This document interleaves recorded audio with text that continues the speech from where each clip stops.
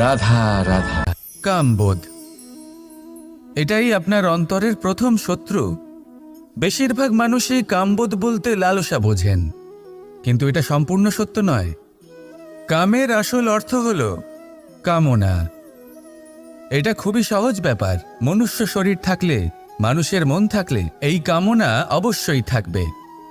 এবার এটাই দেখতে হবে যে এই কামনা নেতিবাচক কামনা নাকি ইতিবাচক কামনা।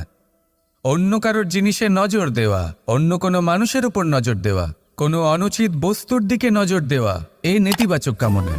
আর এই দুষ্কামনা মানুষকে দিয়ে অপকর্ম করাবেই করাবে।